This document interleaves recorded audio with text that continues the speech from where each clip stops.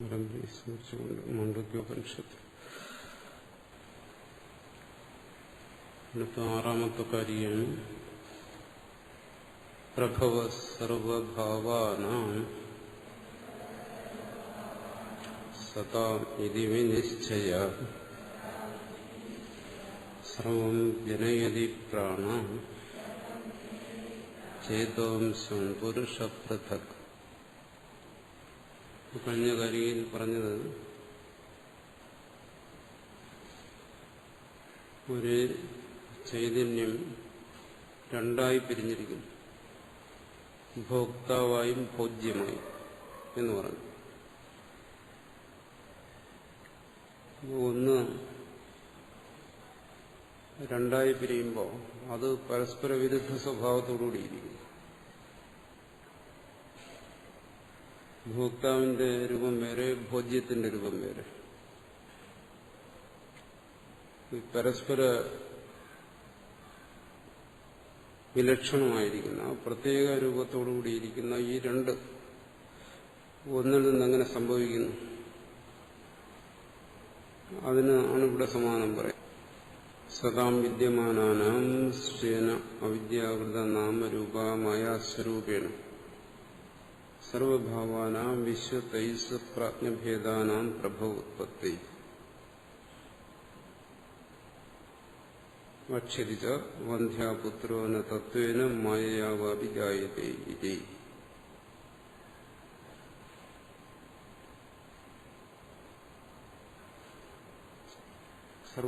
പ്രഭവ സർവഭാവാനാം സതാം, സത്തിന് തന്നെയാണ് ഉത്പത്തി ഉണ്ടാകുന്നത്. ഇവിടെ എന്തെല്ലാം ഉത്പന്നമാകുന്നു അതെല്ലാം ഉത്പത്തിക്ക് മുമ്പ് തന്നെ ഉണ്ടായിരുന്നു എന്നാ പറയുന്നു. ഇല്ലാത്തത് ഉണ്ടാകുന്നില്ല, ഉള്ളതേ ഉണ്ടാകുന്നുള്ളൂ. സദാം വിദ്യമാനാണ്, ഉള്ളതാണ്. അത് ഉണ്ടാകുന്നതെങ്ങനെ? അവിദ്യാകൃത നാമരൂപ മായാരൂപേണ, അവിദ്യാകൃതമായ നാമരൂപത്തിൽ ഇന്ദ്രജാലം പോലെ ഉണ്ടാകുന്നു. ഇന്ദ്രജാലം എന്തുകൊണ്ട് പറയുന്നു? അത് സ്ഥായിയല്ല. അത് ഏതിൽ നിന്നാണ് ഉണ്ടായത് അതുപോലെയല്ല. എങ്ങനെ ഉണ്ടായിരുന്നു അത് നിർണയിക്കാൻ കഴിയുന്നില്ല. അങ്ങനെ പല കാരണങ്ങളും കൊണ്ട് അതിനെ മായാരൂപത്തിലെന്ന് പറയുന്നു. അത് എങ്ങനെയാണ് ഉണ്ടായിരുന്നത്? സ്വേന, സ്വരൂപത്തിൽ സ്ഥിരീകരിക്കുന്നു, സത്രൂപത്തിൽ സ്ഥിരീകരിക്കുന്നു.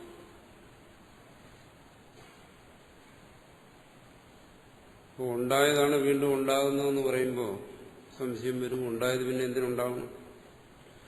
നേരത്തെ തന്നെ ഉള്ളതാണെങ്കിൽ പിന്നെ ഉണ്ടാകേണ്ട ആവശ്യമില്ലല്ലോ. അതിനാണ് പറയുന്നത് എങ്ങനെയാണ് നിലനിന്നിരുന്നത്?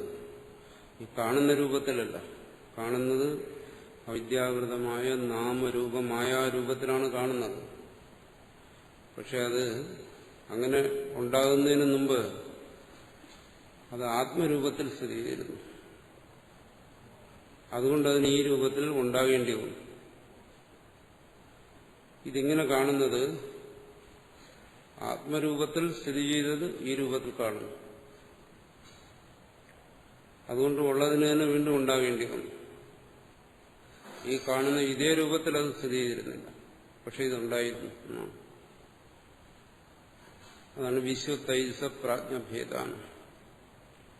ഈ സൃഷ്ടിയെ, ഓരോ ജീവനും അനുഭവപ്പെടുന്ന സൃഷ്ടി, വിശ്വൻ, തൈജസൻ, പ്രാജ്ഞൻ, ഈ മൂന്ന് ഭേദത്തിൽ ഉൾക്കൊള്ളിക്കാം. ജാഗ്രത, സ്വപ്നം, സുഷുപ്തി ഇതിലനുഭവപ്പെടുന്നതാണ്. വിശ്വന്റെ, തൈജസന്റെ അനുഭവങ്ങളാണ്. പിന്നെ പ്രാജ്ഞരൂപത്തിൽ, ഇതാണ് സൃഷ്ടി. ഈ വിശ്വ തൈജസ പ്രാജ്ഞരൂപത്തിൽ അനുഭവപ്പെടുന്നത് സർവവും മുമ്പുണ്ടായിരുന്നത് തന്നെ എന്നാണ്. ഇതിനാണ് സത്കാര്യം എന്ന് പറയുന്നത്.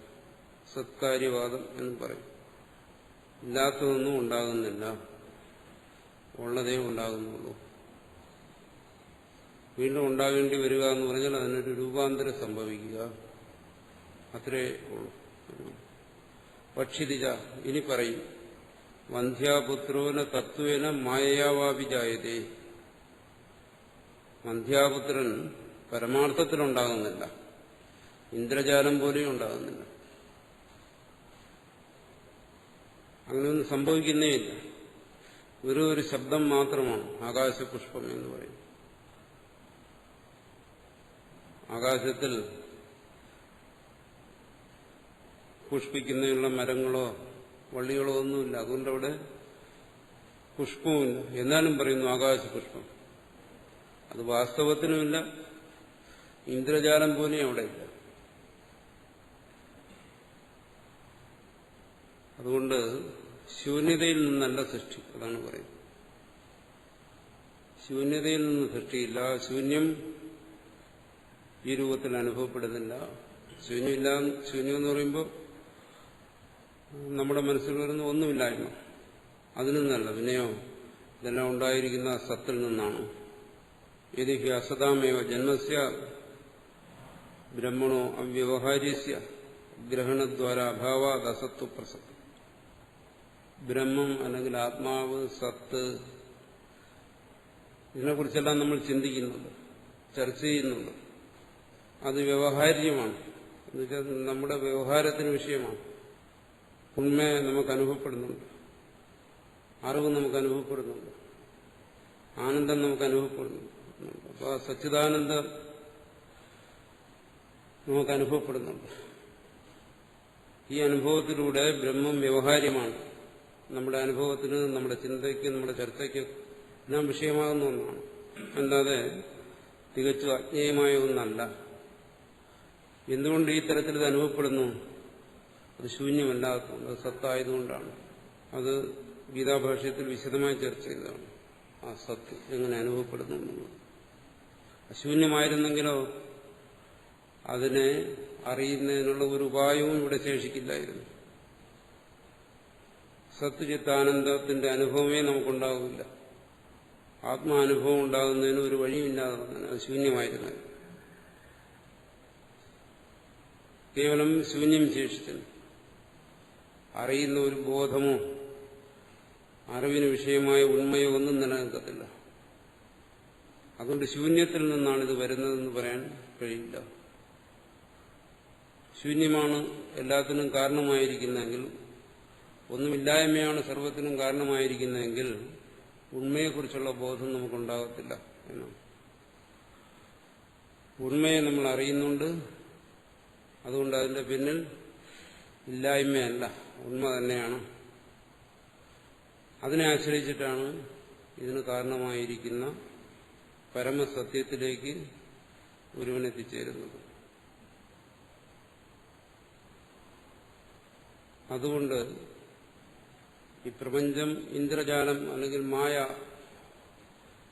എന്തോ ആയിക്കൊള്ളട്ടെ, പക്ഷെ ഇത് അനുഭവപ്പെടുമ്പോൾ ഇതിലൂടെ നമ്മൾ അറിയുന്നത് സച്ചിദാനന്ദത്തെയാണ്.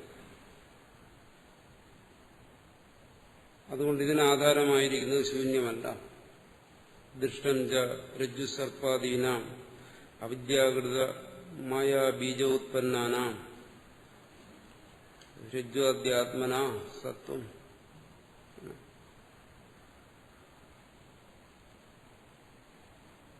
രജ്ജുവിൽ അനുഭവപ്പെടുന്ന സർപ്പം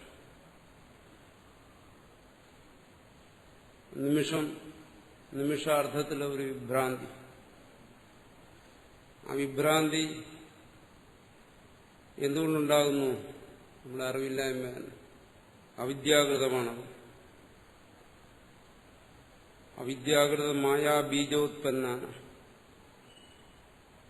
ഇന്ദ്രജാലം പോലെ അനുഭവപ്പെടുന്നു. ആ അനുഭവപ്പെടുന്ന അത് നിമിഷം കൊണ്ട് നമ്മൾ തിരിച്ചറിയുന്നു, അവിടെ ഒന്നും ഉണ്ടായില്ല. നമ്മളിൽ ഉണ്ടായ ഒരു ഭ്രമം എന്നതും കവിഞ്ഞൊന്നും ഉണ്ടായില്ല. എന്നാൽ അവിടെ ഒന്നുണ്ട്. എന്താണ്? ആ രജ്ജു അവിടെയുണ്ട്. രജ്ജുവിനെ നമുക്ക് നിഷേധിക്കാൻ കഴിയുന്നില്ല, അതവിടെയുണ്ട്. ആ ഭ്രാന്തി ഉണ്ടാകുന്നതിന് മുമ്പും ആ ഭ്രാന്തി ഉണ്ടായിരുന്ന സമയത്തും അതിനുശേഷവും രജ്ജുണ്ട്. എന്താണ് അവിടെ ഈ സർപ്പരൂപത്തിൽ കണ്ടത്? അത് രജ്ജു തന്നെയാണ്. ആ സർപ്പം എന്ന് നമുക്ക് അനുഭവപ്പെട്ടത് രജ്ജു അല്ലാതെ മറ്റൊന്നുമല്ല. അതുകൊണ്ട് പറയുന്ന എന്താണ്? രജ്ജുആത്മന സത്യം.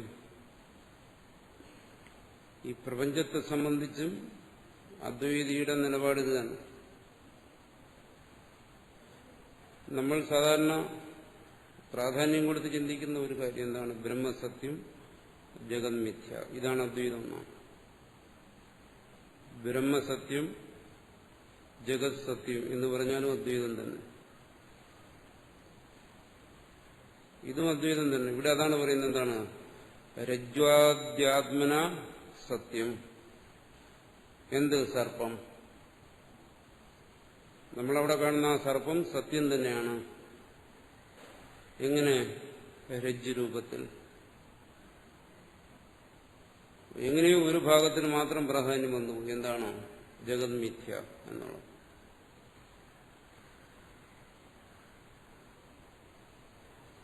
ഇനി പറയും മായാമാത്രം ഇതം സർവം അദ്വൈതം പരമാർത്ഥത. ഇതെല്ലാം മായാമാത്രമാണ്, അദ്വൈതമാണ് പരമാർത്ഥത. ഈ മായ എന്ന് പറയുന്നതോ, ആ മായയും അദ്വൈത രൂപത്തിൽ സത്യം തന്നെ. കാരണം അദ്വൈതത്തിൽ രണ്ടു വരാൻ പാടില്ല. അദ്വൈതം എന്ന് പറയുമ്പോൾ അവിടെ ഒന്നേ പാടുള്ളൂ. ഒരു സത്യവും ഒരു അസത്യവും അങ്ങനെ രണ്ടെണ്ണം വരാൻ പാടില്ല. അതുകൊണ്ട് ഇവിടെ പറയുന്ന എന്താണ്? ആ രജ്ജു സർപ്പാദികൾ രജ്ജ്വാദി രൂപത്തിൽ സത്യം തന്നെ. അതിനെങ്ങനെ നമുക്ക് നിഷേധിക്കാൻ പറ്റും? നമുക്ക് ആ അനുഭവം ക്ഷണം കൊണ്ടുണ്ടായ വിഭ്രാന്തി ഉണ്ടായിരുന്നപ്പോഴും അവിടെ സത്യമായിരുന്നത് ആ രജ്ജു തന്നെയാണ്. അതുകൊണ്ട് നമുക്ക് അനുഭവപ്പെട്ട ആ സർപ്പം അത് രജ്ജു രൂപത്തിൽ സത്യം തന്നെ. പിന്നെ നമ്മൾ അസത്യം എന്ന് പറയുന്നത് എന്തിനെ? അല്ല, അവിടെ അതിൽ നിന്നും വ്യത്യസ്തമായി മറ്റെന്തോ ഒന്ന് എന്ന് ഉള്ള നമ്മുടെ കൽപ്പനയാണ് അസത്യം എന്ന് പറയുന്നത്. മറ്റെന്തോ ഒന്നുണ്ടെന്ന് നമ്മൾ കൽപ്പിച്ചു, സർപ്പത്തിനെ കൽപ്പിച്ചു. ആ ഭാഗമാണ് അസത്യം എന്ന് പറയുന്നത്. അപ്പോൾ അവിടെ അസത്യം എന്ന് പറയുന്നതിനും സത്യം എന്ന് പറയുന്നതിനും തുല്യ പ്രാധാന്യമാണ്. അതുകൊണ്ട് രജ്ജ്വാദ്യാത്മന സത്യം, സർപ്പവും സത്യം തന്നെ, ഈ പ്രപഞ്ചവും സത്യം തന്നെ. പ്രപഞ്ചം എങ്ങനെ സത്യമാകുന്നു? ബ്രഹ്മരൂപത്തിൽ സത്യം തന്നെ. എങ്ങനെ അസത്യമാകുന്നു? അതിനെ ആ ബ്രഹ്മത്തിൽ നിന്ന് വേറിട്ട് മറ്റെന്തോ ആണെന്നുള്ള നമ്മുടെ അനുഭവം, നമ്മുടെ അനുഭവമെന്നോ നമ്മുടെ ഭ്രാന്തിയെന്നോ നമ്മുടെ കൽപ്പനയെന്നോ ആ ഒരു അംശത്തിലാണ് ഇതിനെ അസത്യം എന്ന് പറയുന്നത്. മുഖ്യമായിട്ടും ഇത് സത്യം തന്നെയാണ്. മുഖ്യമായിട്ടും ഇത് അദ്വൈതമാണ്. മുഖ്യമായിട്ടും ഇത് ഏകമാണ്. അതിനാണ് പ്രാധാന്യം. ഈ പ്രപഞ്ചം മിഥ്യ എന്ന് പറയുന്നതിനല്ല പ്രാധാന്യം അദ്വൈതത്തിൽ, മറിച്ച് ഇത് സത്യമെന്ന് പറയുന്നതിനാണ് പ്രാധാന്യം. കാരണം അദ്വൈതത്തിന്റെ താല്പര്യം, അതിന്റെ ഉദ്ദേശ്യം എന്ന് പറയുന്നത് നമ്മളെ അസത്യത്തെ ബോധിപ്പിക്കുകയല്ല, മറിച്ച് നമ്മളെ സത്യത്തെ ബോധിപ്പിക്കുകയാണ്. സത്യത്തെയാണ് ബോധിപ്പിക്കുന്നതെങ്കിൽ സത്യത്തെ സത്യമായിട്ടാണ് ബോധിപ്പിക്കുന്നത്.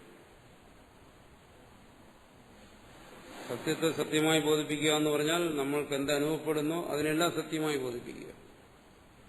അതിനിവിടെ മിഥ്യയ്ക്ക് സ്ഥാനമൊന്നുമില്ല.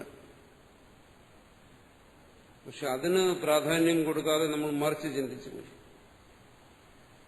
അതൊരുപക്ഷെ നമ്മുടെ മനസ്സിന്റെ കളങ്കം കൊണ്ടായിരിക്കും, സത്യത്തോടുള്ള നമ്മുടെ വൈമുഖ്യം കൊണ്ടായിരിക്കും നമ്മൾ മിഥ്യയ്ക്ക് പ്രാധാന്യം കൊടുത്ത് ചിന്തിക്കുന്നു.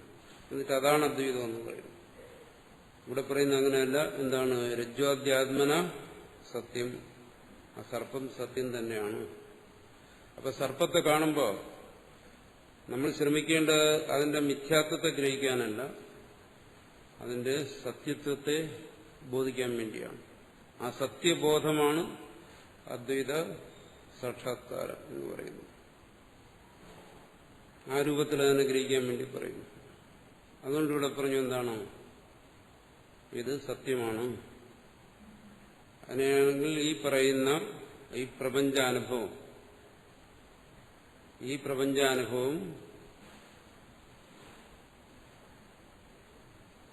അത് ആ പരമാർത്ഥ സത്യം തന്നെയാണ്. ആ പ്രപഞ്ചത്തിൽ നമുക്ക് സത്യമേ അനുഭവപ്പെടുന്നുള്ളൂ. ആ പ്രപഞ്ചത്തിൽ സച്ചിദാനന്ദ അനുഭവമാണുള്ളത്, അതല്ലാതെ മറ്റൊന്നുമില്ല. അതുകൊണ്ട് ഇത് സത്യം തന്നെയാണ്, അതിന്റെ അധിഷ്ഠാന രൂപത്തിൽ സത്യം. നഹി നിരാസ്പദ രജ്ജു സർപ്പ മൃഗതൃഷ്ണികാദയ ക്വചിത് ഉപലഭ്യതയൊക്കെയാണ് പറയുന്നു. ആ സത്യത്തെ കൂടാതെ നിങ്ങൾ എവിടെയെങ്കിലും രജ്ജുവിൽ സർപ്പത്തെ മാത്രം കണ്ടോ, മൃഗതൃഷ്ണിക തുടങ്ങി എവിടെയെല്ലാം നിങ്ങൾക്ക് ഭ്രാന്തി ഉണ്ടാകുന്നു, അവിടെയെല്ലാം അതിന്റെ ആധാരമില്ലാതെ എന്താണ് അവിടെ സത്യമായിരിക്കുന്നത് അതിനെ വിട്ടിട്ട് നിങ്ങൾക്ക് എന്തെങ്കിലും ഭ്രാന്തി ഉണ്ടാകും. ഭ്രാന്തിയിലെല്ലാം നിങ്ങൾക്ക് അനുഭവപ്പെടുന്നത് എന്താണ്, ആ സത്യം തന്നെയാണ്. നിരാസ്പദമായ ഭ്രാന്തി ഉണ്ടാകത്തില്ല. അപ്പൊ അതിലെ സത്യത്തെ കാണുക, അധിഷ്ഠാനമില്ലാതെ ഭ്രാന്തിയില്ല. അധിഷ്ഠാനത്തെ കാണുക. അതുപോലെ ഇവിടെ സത്തിൽ നിന്നാണ് ഉത്പത്തി.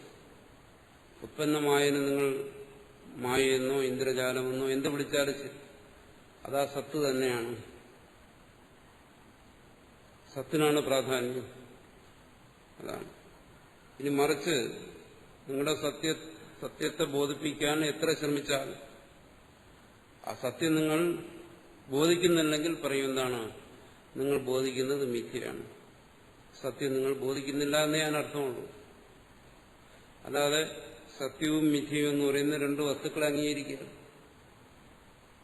രണ്ടെണ്ണം അംഗീകരിച്ചു കഴിഞ്ഞാൽ പിന്നെ ഇവിടെ അദ്വൈതം.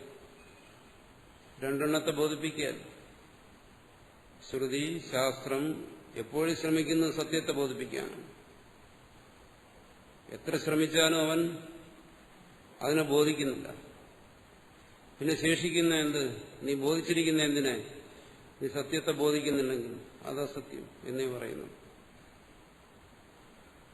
അതുകൊണ്ട് ഇത് രണ്ടും അദ്വൈത സമ്മതമായ കാര്യമാണ്. എന്താണ് ബ്രഹ്മസത്യം, ജഗത് മിഥ്യ. ബ്രഹ്മസത്യം, ജഗത് സത്യം. അതാണ് ഇവിടെ ഇപ്പോൾ ചർച്ച ചെയ്യുന്നത്. വീണ്ടും അത് പറയുന്നു, യഥാ രജ്ജ്വാം പ്രാഗ് സർപ്പോത്പത്തേ രജ്ജ്വാത്മന സർപ്പ സന്യവാസി. ആ കാലത്തിന്റെ അടിസ്ഥാനത്തിൽ ചിന്തിച്ചു നോക്കുക. ഒരാൾക്ക് ഒരു ഭ്രാന്തി ഉണ്ടായി, എന്തെങ്കിലും ഒരു ഭ്രാന്തി, അനുക്ഷണം ഭ്രാന്തി ഉണ്ടായിക്കൊണ്ടിരിക്കുകയാണ്. ഒന്നിനെ മറ്റൊന്നായി നമ്മൾ ധരിച്ചുകൊണ്ടിരിക്കുകയാണ്. ഈ പറയുന്നത് കേൾക്കുന്നത് പോലെ ആയിരിക്കില്ല ധരിക്കുന്നത്. ഒന്ന് പറഞ്ഞാൽ മറ്റൊന്നായി ധരിച്ചാൽ അവിടെ ഭ്രാന്തിയായി. രജ്ജുവിലെ സർപ്പം മാത്രമല്ല ഭ്രാന്തി. നമ്മുടെ അനുഭവത്തിൽ ഒട്ടുമുക്കാലും ഭ്രാന്തിയാണ്. ലൗകികമായ കാര്യങ്ങളെപ്പോലും നമുക്ക് അതിനെ അതാത് രീതി ഗ്രഹിക്കാൻ പറ്റുന്നില്ല. രജ്ജുവിൽ സർപ്പത്തെ ഗ്രഹിക്കുന്നത് പോലെയെല്ലാം പോകുന്നു. നമ്മൾ കേൾക്കുന്ന ആ ശബ്ദ അർത്ഥങ്ങളെ ശരിയായ രീതിയിൽ അവിടെ ഗ്രഹിക്കുന്നില്ലെങ്കിൽ അവിടെ ഭ്രാന്തിയാണ്. ശരിയായ ബോധത്തെക്കാൾ ഭ്രാന്തിയാണ് നമുക്ക് കൂടുതൽ സംഭവിക്കുന്നത്. അതിനെടുത്ത് ചിന്തിച്ചു നോക്കുക. ഇവിടെ പറയുന്നു പ്രാഗ് സർപ്പോത്പത്തി.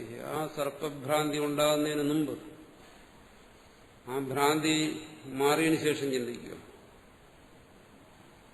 അവിടെ എന്താ ഉണ്ടായിരുന്നത്? രജ്ജു. അപ്പൊ നിങ്ങൾ കണ്ട ആ സർപ്പമോ, അതാ രജ്ജു തന്നെയായിരുന്നു. അത് തർക്കമൊന്നുമുള്ള കാര്യമല്ല. രജ്ജ്വാത്മന സർപ്പ സന്യവാസി. ആ രജ്ജു രൂപത്തിൽ ആ സർപ്പം അവിടെ ഉണ്ടായിരുന്നു എന്ന് പറഞ്ഞാൽ ആ രജ്ജുവെ അവിടെ ഉണ്ടായിരുന്നുള്ളൂ. അത് കഴിഞ്ഞ് ഭ്രാന്തി മാറി പറഞ്ഞു, ആ സർപ്പം പോയി. സർപ്പം പോയോ? ഇല്ല. ഭ്രാന്തി മാറിയിട്ട് സർപ്പം അവിടെയുണ്ട്. എങ്ങനെ? രജ്ജുവായിട്ട് അവിടെയുണ്ട്. അപ്പൊ ഭ്രാന്തിക്ക് മുമ്പ് അത് രജ്ജു രൂപത്തിലുണ്ടായിരുന്നു. ഭ്രാന്തി മാറിയതിനു ശേഷം ആ രജ്ജു അവിടെയുണ്ട്. അപ്പൊ ഇതിന്റെ ഇടയ്ക്കും എന്താണ് ഉണ്ടായിരുന്നത്? രജ്ജു തന്നെയാണ്. രണ്ടാമതൊന്നും അവിടെ വന്നിട്ടില്ല. മുമ്പും പിമ്പും ആ രജ്ജുവാണ് ഉണ്ടായിരുന്നതെങ്കിൽ അതിനെ നമ്മൾ കണ്ട ആ നിമിഷവും അവിടെ രജ്ജുവേ ഉണ്ടായിരുന്നുള്ളൂ, അവിടെ സത്യമേ ഉണ്ടായിരുന്നുള്ളൂ. അപ്പൊ നിങ്ങൾ കണ്ടതും ആ സത്യത്തെ തന്നെ, സർപ്പമായി കണ്ടതും ആ രജ്ജുവിനെ തന്നെ. അതുകൊണ്ട് മുമ്പും പിമ്പും ആ അനുഭവവേളയിലും സർപ്പം എന്ന് നമ്മൾ അനുഭവിച്ച ആ വേളയിലും രജ്ജുവേ ഉള്ളൂ, സത്യം മാത്രമേ ഉള്ളൂ. അതുകൊണ്ട് ഇവിടെ പറയുന്നത് എന്താണ്? ആ സർപ്പ ഉത്പത്തി, സർപ്പ അനുഭവം, അതിനു മുമ്പ് ആ സർപ്പം അത് രജ്ജുരൂപത്തിലുണ്ടായിരുന്നു. സർപ്പം പോയി എന്ന് പറയുമ്പോഴും അത് രജ്ജുരൂപത്തിൽ അവിടെയുണ്ട്. മുമ്പും പിമ്പും രജ്ജുരൂപത്തിൽ ആണ് ആ സർപ്പം നിലനിൽക്കുന്നതെങ്കിൽ നമ്മൾ കാണുന്ന അവസരത്തിലും അത് രജ്ജുരൂപത്തിൽ തന്നെയാണ് നിലനിൽക്കുന്നത്. സർപ്പ സന്നേവാസി, അത് സത്യമാണ്. ഇവിടെ പറയുന്നത് എന്താണ്? സർപ്പ സൻ ഏവാസി എന്ന് വെച്ചാൽ സർപ്പം സത്യം തന്നെയായിരുന്നു. സത്യം എന്ന് പറയുന്നത് ഇവിടെ എന്തിനാ? ആപേക്ഷികമായ സത്യത്തെയാണ്. ആ രജ്ജു തന്നെയായിരുന്നു, പരമാർത്ഥ സത്യത്തെ. അപ്പൊ നമ്മൾക്ക് എന്താണ് അനുഭവപ്പെട്ടത് അത് ആ കയറല്ലാതെ മറ്റൊന്നുമല്ല. അങ്ങനെയാണെങ്കിൽ ഇവിടെ നമുക്ക് എന്താണ് അനുഭവപ്പെട്ടുകൊണ്ടിരിക്കുന്നത് അത് ആ സത്യമല്ലാതെ മറ്റൊന്നുമല്ല, ആ സത്യം തന്നെയാണ്. അതുകൊണ്ട് ഉറപ്പിച്ചും പറയാം എന്താണ്? ജഗത് സത്യം, ഇത് സത്യം തന്നെയാണ്. ഈ രണ്ട് ഭാഗവും മനസ്സിലാക്കിയാലേ അദ്വൈതം പൂർണ്ണമാകത്തുള്ളൂ. അല്ലാതെ നമ്മൾ പറയണം എന്താണ്? ബ്രഹ്മസത്യം, ജഗത് മിഥ്യ എന്ന് പറഞ്ഞാൽ അദ്വൈതത്തിന്റെ നേർപകുതിയാകുന്നത്. നേർപകുതി അവിടെ ഇനി മനസ്സിലാക്കാൻ കിടക്കുകയാണ്. അതിന്റെ ഭാഗികമായ അറിവ് മാത്രമാണ്. അതിന്റെ പൂർണ്ണമായ അറിവിതാണ്. ഏവം സർവഭാവാനാം ഉത്പത്തേ പ്രാണബീജാത്മന ഏവ സത്വം. സർവഭാവങ്ങളും ഒരു ദൃഷ്ടാന്തത്തിൽ കൂടുതൽ വ്യക്തമാക്കാൻ വേണ്ടി പറഞ്ഞാണ്. ദൃഷ്ടാന്തം എന്ന് പറയുമ്പോൾ അതിനൊരു ചെറിയ രീതിയിൽ ഒരു അംശത്തിലൂടെ മനസ്സിലാക്കും. പ്രപഞ്ചം, ബ്രഹ്മം എന്നൊക്കെ പറയുമ്പോൾ നമ്മുടെ മനസ്സിൽ ഉൾക്കൊള്ളാതെ വരും. അല്ലെങ്കിൽ എന്തോ നമുക്ക് പിടികിട്ടാത്ത വലിയൊരു കാര്യമാണ് നമ്മൾ തെറ്റിദ്ധരിക്കും. വലിയ ശബ്ദങ്ങളാണ്. അതുകൊണ്ടാണ് ചെറിയ ശബ്ദം ഉപയോഗിച്ച് പറഞ്ഞത്. രജ്ജു സർപ്പം നമ്മുടെ മനസ്സിൽ ഒതുക്കി അതിനെ ഗ്രഹിക്കാൻ വേണ്ടി പറഞ്ഞാണ്. ഇനി പറയുന്ന സർവഭാവാന, ഈ കാണുന്ന സർവവും എന്ന് വെച്ചാൽ പ്രപഞ്ചങ്ങൾ, ഈ കാണുന്ന പ്രപഞ്ച ഘടകങ്ങളെല്ലാം ഉത്പത്തി പ്രാണബീജാത്മ ഏവസത്വം, അത് പ്രാണബീജാത്മരൂപത്തിൽ, പ്രാണബീജം എന്ന് പറയുന്ന അവ്യാകൃതനെ പറയുകയാണ്. സത്വം അത് സത്ത് തന്നെയായിരുന്നു. ഏത്? ഈ കാണുന്നതെല്ലാം സർവഭാവാനാം സത്വം എന്നാണ് പറയുന്നത്. ഈ സർവഭാവങ്ങളും സത്വമാണ്, സത്യമാണ്. എങ്ങനെ സത്യമായിരിക്കുന്നു? അതിന്റെ ആ പ്രാണബീജ രൂപത്തിൽ, അവ്യാകൃത രൂപത്തിൽ. അവ്യാകൃത രൂപത്തിൽ അത് സത്വമാണ്, സത്യമാണ്. ഇത്യത ശ്രുതിരഭിവക്തി. ഇത് അതുകൊണ്ട് ശ്രുതിയും പറയുന്നത് എന്താണ്? ബ്രഹ്മൈവേദം ആത്മൈവേദം അഗ്രേ ആസീത്. ഇതം, ഈ കാണുന്നതെല്ലാം ബ്രഹ്മയേവ എന്ന് ശ്രുതി പറയുന്നു. ഈ ഭാഗം നമ്മൾ ശ്രദ്ധിക്കില്ല. ഇതമെന്ന് പറഞ്ഞാൽ നമുക്ക് അനുഭവപ്പെടുന്നതെല്ലാം ബ്രഹ്മയേവ. ബ്രഹ്മം എന്ന് പറഞ്ഞാൽ സത്യം തന്നെ. ബ്രഹ്മമൊന്നും സത്യമൊന്നും പറഞ്ഞാൽ ഒന്നാണ്. ഈ കാണുന്നതെല്ലാം സത്യം തന്നെ എന്നാണ്.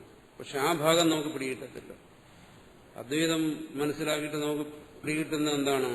ഇതെല്ലാം മിഥ്യയാണ്, ഇതേ പിടികിട്ടത്തുള്ളൂ. എന്തുകൊണ്ട്? നമ്മുടെ മനസ്സ് ശരിയല്ല, അത് മിഥ്യയാണ്. അതുകൊണ്ട് നമ്മുടെ മനസ്സ് സത്യമല്ല, അതിന് സത്യത്തെ ഗ്രഹിക്കാൻ പറ്റുന്നില്ല. അതുകൊണ്ട് മറുവശമേ ഗ്രഹിക്കുക, ആ നിഷേധഭാവത്തെ നമ്മൾ ഗ്രഹിക്കത്തുള്ളൂ, സത്യത്തെ ഗ്രഹിക്കത്തില്ല. ഇവിടെ എന്താണ് ശ്രുതി പറയുന്നത്? ഇതം ബ്രഹ്മൈവ. ഇപ്പോ മാത്രമല്ല, ഇതെല്ലാം ഉണ്ടാകുന്നതിന് മുമ്പും ആത്മൈവ ഇതം അഗ്രേ ആസീ. അഗ്രേ സൃഷ്ടിക്ക് മുമ്പ് ഇതെല്ലാം മഹാപ്രളയത്തിൽ ലയിച്ചിരുന്ന ഒരു അവസരം. അതിനെ എടുക്കുക. സമ്പൂർണ്ണ പ്രപഞ്ചവും മഹാപ്രളയത്തിൽ വിലയിച്ചിരുന്നു. അത് മനസ്സിലാക്കാൻ പ്രയാസമുണ്ടെങ്കിൽ എടുക്കുക. ഇതെല്ലാം മറഞ്ഞിരുന്ന സുഷുപ്തിയിൽ പ്രാജ്ഞനായിരുന്ന സമയത്ത് ഇതെല്ലാം എന്തായി തന്നെയിരുന്നു? ആത്മായേവ, താൻ തന്നെയായിരുന്നു. അതാണ് പറയുന്നത്, ഇതെല്ലാം തന്നിൽ നിന്ന് വന്നു. താൻ കാണുന്നതും താൻ അറിയുന്നതും എല്ലാം തന്നിൽ നിന്ന് വന്നു എന്ന് പറയുന്ന അതാണ്. താൻ എവിടെയായിരുന്നു? താൻ അവ്യാകൃതനോട് ഏകീഭവിച്ചിരുന്നു. അവിടെ ഇതൊന്നും തനിക്ക് അനുഭവ വിഷയമായിരുന്നില്ല. ഇതിനെക്കുറിച്ച് ഉണ്ടെന്നോ ഇല്ലെന്നോ ഒന്നും തനിക്ക് പറയാൻ കഴിയുന്നില്ല. ആ ഒരവസ്ഥയിൽ നിന്നാണ് അത് വന്നത്. അവിടെ ഇതെല്ലാം താൻ തന്നെയായിരുന്നു. ആത്മാവേവ, താൻ തന്നെയായിരുന്നു നമ്മുടെ അനുഭവത്തിൽ, ആ സുഷുപ്തിയിൽ എന്നും പറയുന്നുണ്ട്. ഇത് അവിടെ യോജിപ്പിക്കാം. സമഷ്ടി പ്രപഞ്ചത്തിന്റെ സൃഷ്ടിക്ക് മുമ്പ് അവിടെയും യോജിപ്പിക്കാം. ഇവിടെ രണ്ടു കാര്യം പറയാണ്. സൃഷ്ടിക്ക് മുമ്പും ഇതെല്ലാം ആ സത്യം തന്നെയായിരുന്നു.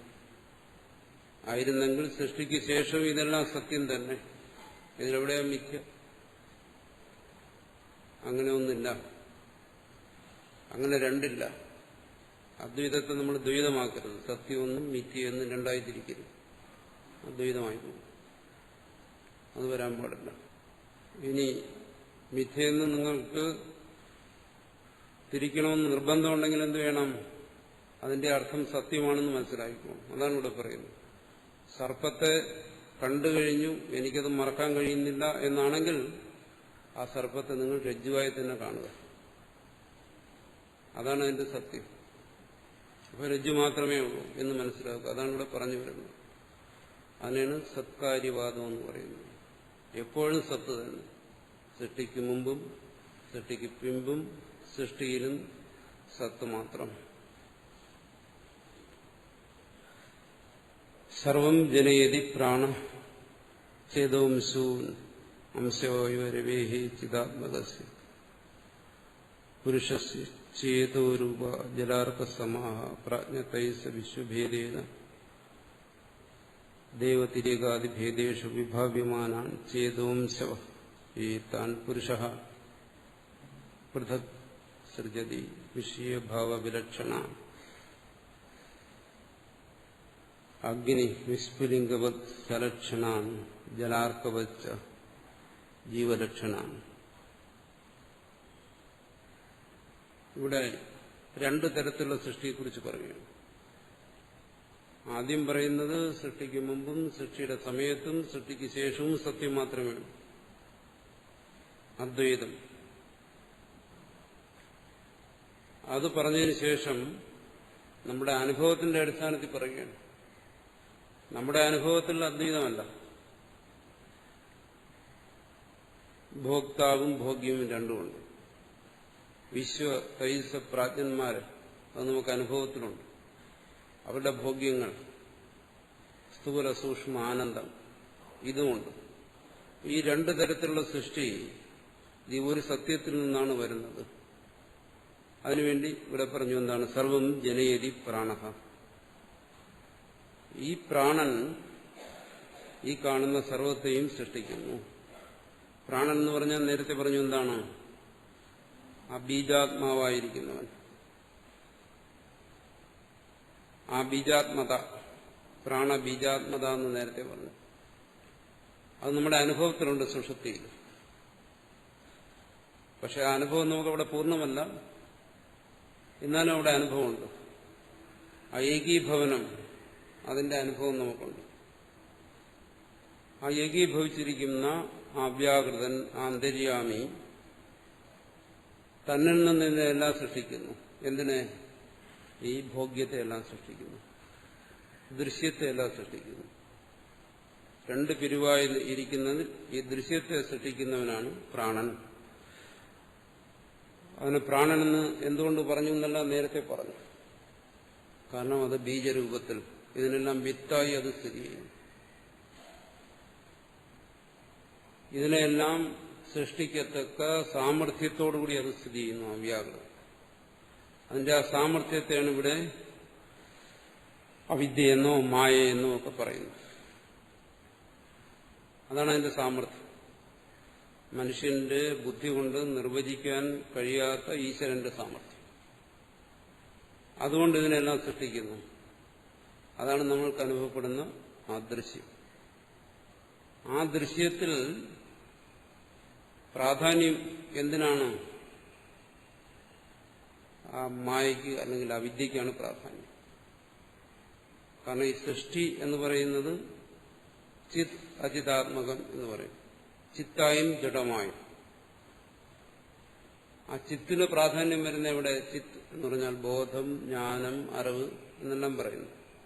അതിന് പ്രാധാന്യം വരുന്ന എവിടെ? ഈ ഭോക്തൃരൂപത്തിലാണ്.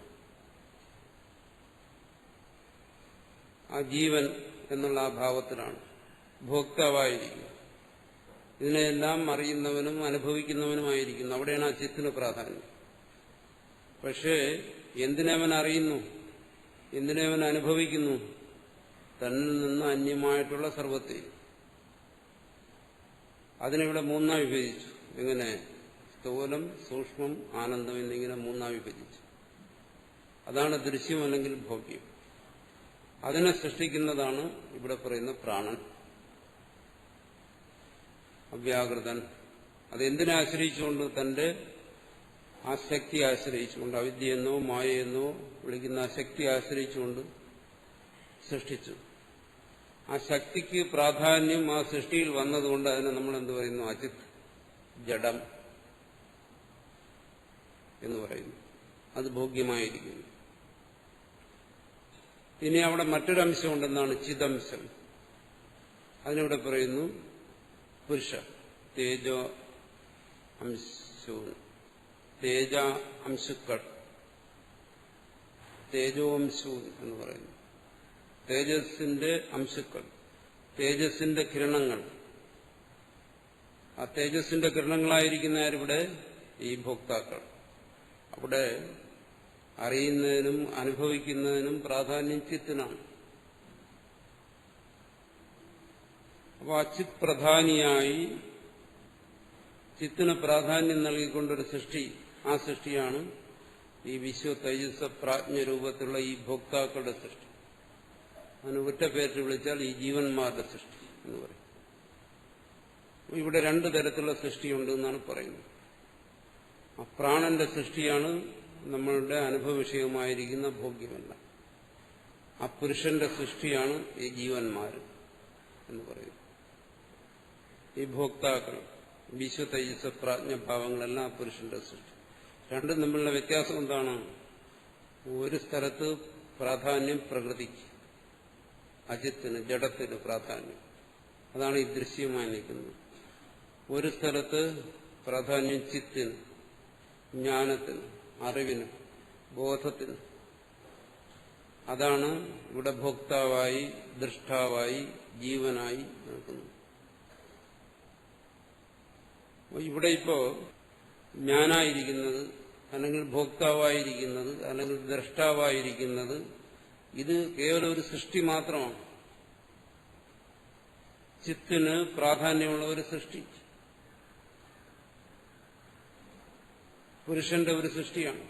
പുരുഷഭാവത്തിൽ നിന്ന് നമ്മൾ വേറെ സ്ഥലത്ത് പറയുമല്ലോ, പുരുഷ ഏവേദം സർവം, ഇതെല്ലാം പുരുഷൻ തന്നെ എന്നെല്ലാം പറയുമല്ലോ. അപ്പൊ ജഗത് കാരണനായിരിക്കുന്ന ആ പരമാത്മാവിനെയാണ് ഇവിടെ പുരുഷൻ എന്ന് പറയുന്നത്. ആ പുരുഷൻ എങ്ങനെയാണോ അഗ്നിയുടെ കിരണങ്ങൾ അതുപോലെ തന്നിൽ നിന്ന് സൃഷ്ടിച്ചതാണ്. അഗ്നി അതിന്റെ കിരണങ്ങളെ അത് തന്നെ സൃഷ്ടിക്കുന്നതാണ്. സൂര്യൻ അതിന്റെ രശ്മികളെ അത് തന്നെ സൃഷ്ടിക്കുന്നതാണ്. അതുപോലെ ആ പരമാത്മ ചൈതന്യം തന്റെ തന്നെ അംശങ്ങളായി സൃഷ്ടിച്ചിരിക്കുന്നതാണ് ഈ ഭോക്താക്കളെ, ഈ ജീവന്മാരെ. അതുകൊണ്ട് ഇത് ഒരു സൃഷ്ടി മാത്രമാണ്, ഈ സൃഷ്ടാവല്ല.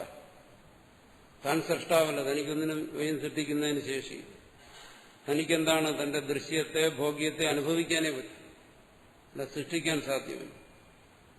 അതുകൊണ്ട് തന്നെ ആ പുരുഷന്റെ സൃഷ്ടിയായിരിക്കുന്ന ഈ ജീവന്മാർക്ക് ഒന്നിനെ സൃഷ്ടിക്കാൻ കഴിയത്തില്ല. അവൻ ഈ അവിദ്യയ്ക്ക് അധീനനായി, മായയ്ക്ക് അധീനനായി അവൻ ഇതിനെല്ലാം അനുഭവിച്ചു പോകും. അതുകൊണ്ടാണ് തുടങ്ങിയപ്പോഴേ പറഞ്ഞത് എന്താണ്, ഇതെല്ലാം എന്റെ സങ്കല്പമാണ് ഈ ലോകം എന്നൊന്നും പറയരുത്, അബദ്ധമാണ്. എന്റെ കൽപ്പനയാണ് എന്ന് പറയരുത്. എന്തുകൊണ്ട്? താനൊരു സൃഷ്ടിയാണ്. ഇത് താൻ സൃഷ്ടിച്ചാൽ പിന്നെ ആരാണ്? പ്രാണൻ. പ്രാണൻ സൃഷ്ടിച്ചാണ്. പ്രാണ ജനയതി സർവം, സർവം ജനയതി പ്രാണ എന്നാ പറഞ്ഞത്. ആ പ്രാണനെയാണ് നമ്മൾ പറഞ്ഞത് അന്തര്യാമി, അവ്യാകൃതൻ എന്നെല്ലാം പറഞ്ഞിരിക്കുന്നു. അവനാണ് ഇതെല്ലാം സൃഷ്ടിച്ചത്. ഈ കാണുന്നതല്ല, താനല്ല സൃഷ്ടിച്ചത്. താൻ ആ സൃഷ്ടിയിൽ പെട്ടുപോയി, സൃഷ്ടിയുടെ ഒരു ഭാഗമായി പോയി. തനിക്കൊരിക്കലും സൃഷ്ടാവാകാൻ കഴിയത്തില്ല. അതുകൊണ്ട് തന്റെ കൽപ്പനയാണ് ഇതൊക്കെ. അതാണ് അദ്വൈതം എന്ന് പറയുന്നത്. വെറും മൂഢതയാണ്. കഥയറിയാതെ ആട്ടം കാണുന്നു എന്ന് പറയുന്നത് പോലെയാണ്. പല പുസ്തകങ്ങളിലും അങ്ങനെ എഴുതിയിട്ടുണ്ട്. പക്ഷെ അതിന്റെ താല്പര്യം അതല്ല. അതിന്റെ വാച്യാർത്ഥത്തിൽ കിടന്ന് കറങ്ങിയിട്ട് നമ്മൾ ധരിച്ചു പോവുകയാണ് എന്താണോ അതാണ് അദ്വൈതം. എന്താണോ ഇതൊക്കെ എന്റെ സങ്കല്പമാണ്, ലോകമെല്ലാം ഇതാണ്, സൂര്യനും ചന്ദ്രനും ഒക്കെ എന്റെ സങ്കല്പമാണ്, ഞാൻ സൃഷ്ടിച്ചതാണ്. അതല്ല. അതുകൊണ്ടാണ് ഇവിടെ പ്രത്യേകം പറയുന്നത് എന്താണ്, പ്രാണ ജനയതി സർവം. ആ പ്രാണൻ എന്താണെന്ന് വിശദമായ ഭാഷ്യകാരൻ പറഞ്ഞു.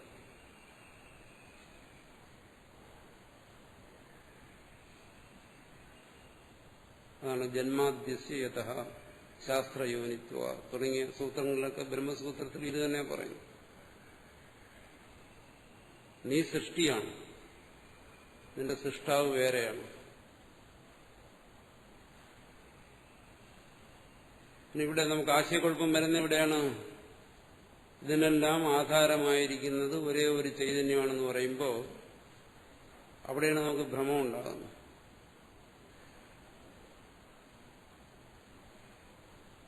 ആ ചൈതന്യമാണ് നിന്റെ പരമാർത്ഥ അവസ്ഥ എന്ന് പറയുമ്പോൾ അവിടെ നമുക്ക് ഭ്രമം വരും. ഭ്രമം വന്നിട്ട് ഈ ഞാനായിരിക്കുന്ന എന്റെ ഈ അവസ്ഥയിൽ ഞാൻ തന്നെയാണ് ഇതിനെയൊക്കെ സൃഷ്ടിച്ചതെന്ന്, സൃഷ്ടിയായിരിക്കുന്ന ഞാൻ തന്നെയാണ് സൃഷ്ടാവെന്ന് ഭ്രമിച്ചു പോകും. ആ ഭ്രമം അദ്വൈതമല്ല, അത് അജ്ഞാനമാണ്, അജ്ഞാനകാര്യമാണ്. അതിവിടെ വ്യക്തമായി പറയുന്നു. സർവം ജനയതി പ്രാണഃ.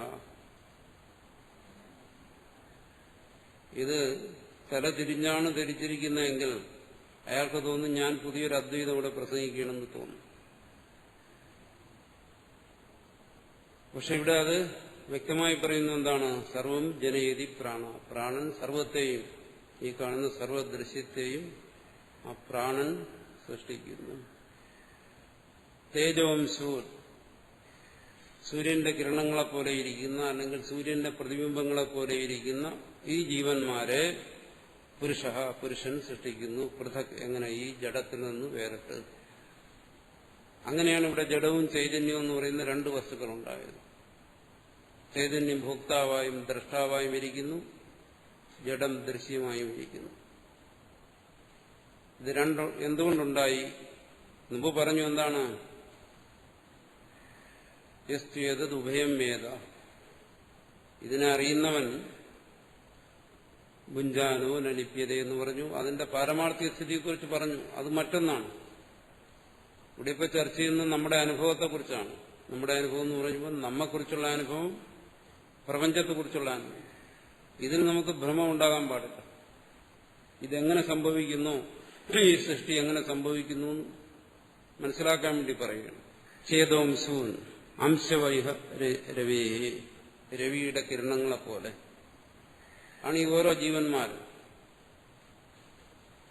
ദ്രഷ്ടാവും ഭോക്താവുമായിരിക്കുന്ന ഈ വിശ്വതൈജസ പ്രാജ്ഞന്മാര് സൂര്യന്റെ കിരണങ്ങളെപ്പോലെയാണ്. അതിന്റെ അംശങ്ങളാണ്, ചിദംശങ്ങളാണ്. തേജോംശൂൻ എന്ന് പറഞ്ഞാൽ തേജസ്സിന്റെ അംശുക്കളാണ്, കിരണങ്ങളാണ്. അല്ല അതിന്റെ അംശങ്ങളെന്നും പറയാം. അതുപോലെ എന്ന് പറയും. രവേഹേ ചിദാത്മകസ്യ പുരുഷസ്യ, ആ ചിദാത്മാവായിരിക്കുന്നവനാണ് പുരുഷൻ. പുരുഷൻ ചിത് പ്രധാനിയായിരിക്കുമ്പോൾ, ആ ചിത്തിന് പ്രാധാന്യം കൊടുത്തൊരു സൃഷ്ടി നടത്തുമ്പോൾ അവിടെ ജഡത്തിന് പ്രാധാന്യമില്ല. ജഡമുണ്ട്, മായയുണ്ട്, അവിദ്യയുണ്ട്, പക്ഷെ അതിനല്ല പ്രാധാന്യം. ആ ചേത അംശത്തിനാണ് പ്രാധാന്യം. ആ ചേത അംശത്തിന് പ്രാധാന്യം കൊടുത്ത് ഒരു സൃഷ്ടി നടത്തുമ്പോൾ എന്തുവരുന്നു? ഈ ജീവഭാവം ഉണ്ടാകുന്നു. അവിടെയാണ് ഈ വിശ്വതൈജസ പ്രാജ്ഞന്മാരുണ്ടാകുന്നത്. ചേതോരൂപ ജലാർക്ക സമാഹ, അത് ജലാർക്കനെ പോലെയാണ്, വെള്ളത്തിൽ കാണുന്ന സൂര്യനെ പോലെയാണ്. അത്രയേ ഉള്ളൂ അതിന്റെ സ്ഥാനം. വെള്ളത്തിൽ കാണുന്ന ആ സൂര്യൻ, സൂര്യന്റെ പ്രതിബിംബമായിരിക്കുന്ന ആ സൂര്യന്, ജലാർക്ക സൂര്യന് എന്താ? അതിന് വെള്ളത്തെ സൃഷ്ടിക്കാൻ കഴിയും, സൂര്യനെ സൃഷ്ടിക്കാൻ കഴിയും? ഒന്നുമില്ല. അത് വെറും നിസ്സഹായനാണ്. അതാണ് ഈ ജീവന്റെ അവസ്ഥ. പറയുന്നു ജലാർക്ക സമാഹ. ശരി, ഒന്ന് നമുക്ക് പറയാം, എന്താണ് അത്? പരമാർത്ഥത്തിൽ ആ സൂര്യനിൽ നിന്ന് വേറെയല്ല, ആ സൂര്യൻ തന്നെയാണ് ഇവിടെ കാണുന്നത്. എന്നാൽ അതാണോ പരമാർത്ഥ സൂര്യൻ? ജലാർക്ക സൂര്യനാണോ? അല്ല എന്ന് നമുക്ക് നിസ്സംശയം പറയാം. ആ ജലാർക്ക സൂര്യന്റെ സമമാണ് ഓരോ ജീവനും. അവനെങ്ങനെ സൃഷ്ടിക്കാൻ കഴിയും? അവനും സർവജ്ഞനും സർവശക്തനുമായ ഈശ്വരനാകാൻ എങ്ങനെ കഴിയും? അത് കഴിയത്തില്ല. ആ ജലാർക്ക സമാഹ പ്രാജ്ഞ തൈജസ വിശ്വഭേദേന, അവനാണ് ഈ പ്രാജ്ഞ തൈജസ വിശ്വരൂപത്തിലിരിക്കുന്നത്. ആര്? ഈ ജലാർക്കനാണ്. സൂര്യനിൽ കാണുന്ന, വെള്ളത്തിൽ കാണുന്ന ആ സൂര്യപ്രതിബിംബങ്ങളെ പോലെ ഇരിക്കുന്ന ജീവന്മാരാണ്. സൂര്യപ്രതിബിംബമായിരിക്കുന്ന അതിന് തുല്യമാണ്. ജലത്തിലെ സൂര്യപ്രതിബിംബ സമമാണ് ആ പ്രാജ്ഞ തൈജസ വിശ്വഭേദം എന്ന് പറയുന്നു. വ്യക്തമായി പറയും. അതെങ്ങനെ? ദേവതിര്യക ആദി ദേഹഭേദേഷു, ആ ജലത്തിന് സമമാണ് ദേവശരീരം, മനുഷ്യശരീരം തുടങ്ങിയവ. ദേവതിര്യകാദി ദേഹഭേദേഷു, ഈ ഭിന്ന ദേഹങ്ങളിൽ വിഭാവ്യമാന ഭവിച്ചിരിക്കുന്നവ, ഈ പല ദേഹങ്ങളിലൂടെ അനുഭവപ്പെടുന്നവ. ഇതെല്ലാം ഇപ്പോൾ അനുഭവപ്പെടുന്ന ഈ ശരീരത്തിലാണ്. ഈ ശരീരത്തിലൂടെയാണ് അത് പ്രകാശിക്കുന്നത്. വിശ്വനായും തേജസ്സനായും പ്രാജ്ഞനുമായും എല്ലാം പ്രകാശിക്കുന്നു. ഇത് കേവലം പ്രതിബിംബ തുല്യമാണ്. ചൈതന്യമാണെങ്കിലും അതിന് പ്രതിബിംബത്തിന്റെ സ്ഥാനമേ ഉള്ളൂ. ചേതോ അംശവഹ, ആ ചേതസ്സിന്റെ കിരണങ്ങളാണ്. ആ ചേതസ് സ്വയം തന്റെ കിരണങ്ങളെ സൃഷ്ടിച്ചിരിക്കുകയാണ്. ചേതസ്സാണ് അവിടെ സൃഷ്ടികർത്താവായിരിക്കുന്ന, ഈ കിരണങ്ങളല്ല.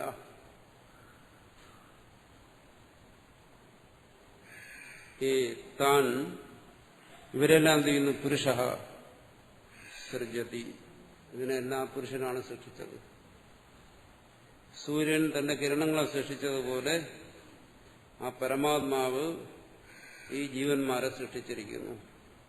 എങ്ങനെയുള്ള ജീവന്മാര്? ഭോക്താവായും ദ്രഷ്ടാവായും വിശ്വ തൈജസ പ്രാജ്ഞ രൂപത്തിനെ വിരിക്കുന്ന ഈ ജീവന്മാരെ സൃഷ്ടിച്ചിരിക്കുന്നു എന്നാണ് പറയുന്നത്. ഇതതിന്റെ തേജസ്സിന് പ്രാധാന്യം വരുന്ന സൃഷ്ടി, ചൈതന്യത്തിന് പ്രാധാന്യം വരുന്ന സൃഷ്ടി, ചിത് പ്രധാനമായ സൃഷ്ടി ഇതാണ് എന്നർത്ഥം.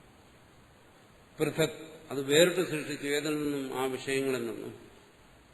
താൻ പ്രാണരൂപത്തിൽ മറ്റൊരു സൃഷ്ടി നടത്തിയല്ലോ, അതിൽ നിന്നും വേറിട്ട് പുരുഷനായി നിന്നുകൊണ്ട് വേറെ സൃഷ്ടി നടത്തി.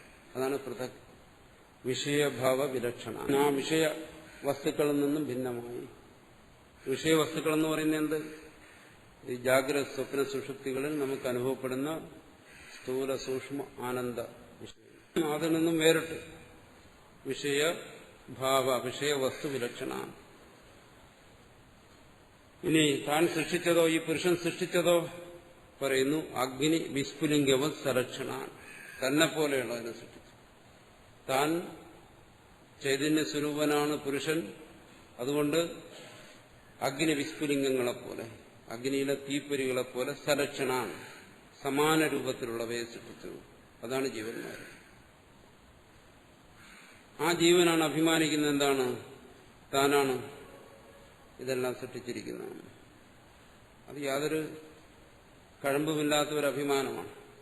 തനിക്കൊന്നിനെയും സൃഷ്ടിക്കാൻ ശേഷി, തന്നിൽ നിന്ന് എന്തെങ്കിലും സംഭവിക്കുന്നത് പോലും തന്റെ നിയന്ത്രണത്തിനോ തന്റെ ശക്തിക്കോ ഒന്നും അധീനമല്ല. തന്റെ സൃഷ്ടിയായിരിക്കുന്ന തന്റെ വികാര വിചാരങ്ങൾ പോലും തനിക്ക് അധീനമല്ല. തന്റെ സ്വാധീനത്തിനും തന്റെ നിയന്ത്രണത്തിനും അല്ല. പിന്നെ അവനെങ്ങനെ ഈ പ്രപഞ്ചത്തെ സൃഷ്ടിക്കാൻ കഴിയും? പക്ഷെ അവനെ സലക്ഷണമായി എന്നുവെച്ചാൽ തന്റെ തന്നെ രൂപത്തിൽ, തന്റെ തന്നെ ആ ചൈതന്യ രൂപത്തിൽ, എന്നാൽ ജലാർക്കവത് കേവലം പ്രതിബിംബ രൂപത്തിൽ സൃഷ്ടിച്ചു. ജീവലക്ഷണാൻ, അതെന്താണ്? അതാണ് ജീവന്മാര് എന്ന് ജീവസൃഷ്ടിയെക്കുറിച്ച് പറയുന്നു. ഇതരാൻ സർവഭാവാൻ പ്രാണോ ബീജാത്മാ ജനയതി, ബാക്കിയുള്ള സർവത്തിനെയും പുരുഷൻ ചൈതന്യരൂപനായി നിന്നുകൊണ്ട് ഈ ജീവന്മാരെല്ലാം സൃഷ്ടിക്കുമ്പോൾ അതേ ചൈതന്യം തന്നെ പ്രാണഭാവത്തിൽ ബീജാത്മാഭാവത്തിൽ നിന്നുകൊണ്ട് സർവാൻ ഭാവാൻ സർവ വസ്തുക്കളെയും ദൃശ്യങ്ങളെയും സൃഷ്ടിക്കുന്നു. അതിനുദാഹരണം പറയുന്നു യഥോർണനാഭി സൃജതേ ഗിർണതേ. ശ്രുതി പറയുന്നു എങ്ങനെയാണോ പൂർണ്ണനാഭി ചിലന്തി തന്നിൽ നിന്ന് തന്നെ നൂലെടുത്ത് അതിന്റെ വലയെ നെയ്യുന്നു, അതിനെ തന്നിലേക്ക് തന്നെ തിരിച്ചെടുക്കുന്നു. അല്ലെങ്കിൽ യഥാ അഗ്നേഹേ ക്ഷുദ്ര വിസ്ഫുലിംഗാഹ പറയുന്നു. എങ്ങനെയാണോ അഗ്നിയിൽ നിന്ന് ക്ഷുദ്രങ്ങളായ അല്പങ്ങളായ നിസ്സാരങ്ങളായ അതിന്റെ സ്ഫുലിംഗങ്ങൾ പുറപ്പെടുന്നത്, അഗ്നിയുടെ മഹത്വം ആ ക്ഷുദ്രങ്ങളായ വിസ്ഫുലിംഗങ്ങൾക്ക് ഇല്ല. എന്തുകൊണ്ട്? അത് ക്ഷണം കൊണ്ടുണ്ടാകുന്നു, ക്ഷണം കൊണ്ട് നശിച്ചു പോകും. അതുകൊണ്ടാണ് അതിനെ ക്ഷുദ്രം എന്ന് പറഞ്ഞത്. അല്പമാത്രമാണ്. അതാണോ അഗ്നിയെ സൃഷ്ടിച്ചത്? ഒരിക്കലുമല്ല. മറിച്ച് അതാണ് അഗ്നി ആണ് അതിനെ സൃഷ്ടിച്ചത്. അപ്പൊ ജീവൻ ആ സ്ഥാനമേ ഉള്ളൂ. അതിന്റെ പരമാർത്ഥ തത്വം അഗ്നി തന്നെ. എന്നാലും അത് സൃഷ്ടിക്ക് അധീനമായി പോയാൽ, സൃഷ്ടിക്കത് വശംവദനായി പോയാൽ അതിന്റെ സ്ഥാനം ക്ഷുദ്രമാണ്, അല്പമാണ്. അത് അഗ്നിയായിരുന്നപ്പോൾ അത് പൂർണ്ണമായിരുന്നു. പക്ഷെ അത് സ്ഫുലിംഗമായപ്പോൾ അതിന്റെ എല്ലാ ശക്തിയും പോയി. അതുകൊണ്ട് പറഞ്ഞു എന്താണ്? അത് ക്ഷുദ്രമാണ്, അല്പമാണ്. അതാണ് ഇവിടെ ജീവന് സംഭവിച്ചിരിക്കുന്നത്. പരമാർത്ഥത്തിൽ താൻ സർവജ്ഞനും സർവശക്തനുമായ ആ പരമാത്മ ചൈതന്യം തന്നെ. പക്ഷെ ഈ സൃഷ്ടിയിൽ വന്നിട്ട് പിന്നെ അത് അഭിമാനിക്കാൻ പാടില്ല. ഞാൻ ആ പരമാത്മാവാണ് എന്ന് പറയുന്നതിൽ അർത്ഥമില്ല. എന്തുകൊണ്ട്? താൻ ക്ഷുദ്രമായി പോയി, ആ സൃഷ്ടിക്ക് അധീനനായിപ്പോയി, മായയ്ക്ക് അല്ലെങ്കിൽ അവിദ്യയ്ക്ക് അധീനനായിപ്പോയി. അവിടെ പിന്നെ പരമാത്മ അഭിമാനത്തിൽ യാതൊരു അർത്ഥവുമില്ല. അവിടെ അവന് ജനനവും മരണവും എല്ലാം സംഭവിക്കുന്നു. അവൻ അജ്ഞനായിരിക്കുന്നു, അവൻ ദുഃഖിക്കുന്നു. എന്നിട്ടും അവൻ താൻ അതാണ് എന്ന് പറയുന്നതിൽ, ആ ജ്ഞാനത്തിലിരുന്ന് പറയുന്നതിൽ അർത്ഥമില്ല.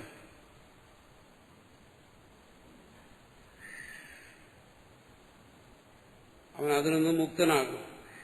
മുക്തനായാൽ പ്രത്യേകിച്ചൊന്നും പറയാനുമില്ല. അതൊന്നോ ഇതൊന്നോ പറയാനില്ല. ഇത്യാദി ശ്രുതേഹി. അപ്പോൾ ശ്രുതി ഈ രണ്ട് ഭാവത്തെയും വ്യക്തമായി കാണിക്കുന്നു. രണ്ട് തരത്തിലുള്ള സൃഷ്ടി.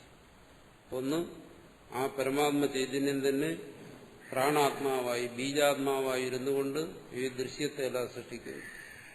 അതേ പരമാത്മ ചൈതന്യം തന്നെ തേജപ്രധാനിയായിരുന്നുകൊണ്ട് ചൈതന്യപ്രധാനിയായിരുന്നുകൊണ്ട് ഈ ജീവന്മാരെ സൃഷ്ടിക്കുന്നു. അങ്ങനെ രണ്ടു തരത്തിൽ സൃഷ്ടിയുണ്ടാകുന്നു. ഇതിന്റെ തത്വത്തെ ഗ്രഹിക്കുന്നവൻ, അവനെ ഈ സൃഷ്ടി ബന്ധിക്കുന്നില്ല. അതാണ് മുമ്പ് പറഞ്ഞത്. അതിനെ വിശദീകരിക്കുകയാണ് ഇവിടെ ചെയ്യുന്നത്.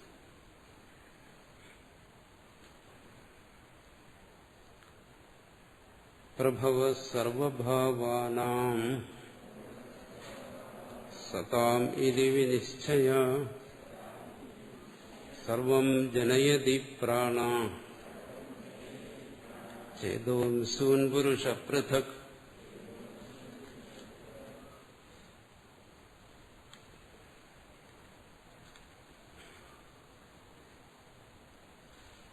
ഇവിടെ ഇപ്പോൾ ചർച്ച ചെയ്തത് സൃഷ്ടിയെക്കുറിച്ചാണ്. അപ്പോൾ ഈ സൃഷ്ടിയെക്കുറിച്ച് ഏതെല്ലാം തരത്തിൽ സങ്കല്പിക്കാം? സൃഷ്ടിയെക്കുറിച്ച് പല കൽപ്പനകളുണ്ട്. ഈശ്വരനെ അംഗീകരിച്ചുകൊണ്ട് ഈശ്വരനെ നിഷേധിച്ചുകൊണ്ടും എല്ലാം ഉണ്ട് കൽപ്പന. അപ്പോൾ ഈശ്വരനെ അംഗീകരിച്ചുകൊണ്ടുള്ള കൽപ്പനയാണ് ഇവിടെ അവസാനമായി സ്വീകരിക്കുന്നത്. അതും സൃഷ്ടിയെ സ്രഷ്ടാവിൽ നിന്ന് വേറിട്ട് കാണുന്ന ഒന്നിനെ ഇവിടെ സ്വീകരിക്കുന്നുമില്ല. അപ്പൊ ഇവിടെ പറയുന്നതെല്ലാം പല പക്ഷങ്ങളും